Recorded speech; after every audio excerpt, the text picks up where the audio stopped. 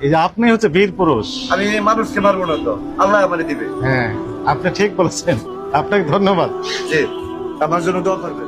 কত করে কিনেছেন? আমি 45 টাকা করে কিনেছি। 45 টাকা করে আলু কিনেছেন। জি, আপনি কি বিক্রি করবেন না নিজে খাবেন? হ্যাঁ, আমি বিক্রি করবো বাজারে। কোন এলাকায় আপনি? আপনার হচ্ছে নরসিংদী মনোহরদী। মনোহরদী। জি। কত করে বিক্রি করবেন আপনি বলেন তো? আমি 50 টাকা করে বিক্রি করে দেবো। 50 টাকা, তাহলে কেজি প্রতি 5 টাকা করে লাভ জি। থাকবে। না না, এখন ভাড়া আছে আমাদের। ভাড়া আছে। এটার পরেও মনে করেন বড় জোর কেজিতে 2 টাকা বা 3 টাকা ভাড়া পড়বে। আরো মাল নিচ্ছি, হ্যাঁ। শুধু আলুর তো আর পড়তে পড়বে না। শুধু আলুই নেননি, আরো কিছু নিয়েছেন। হ্যাঁ, আলুর সাথে আরো অনেক কিছু নিচ্ছি। আপনি ট্রাক ভর্তি করে নিয়ে যাবেন। জি, আমি পিক আপ ভর্তি করে নিয়ে যাবো।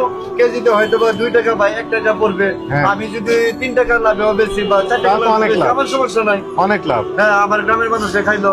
হ্যাঁ, এই যে অনেকে আছে যে 60 টাকা 65 টাকা প্রশ্নই আসে না।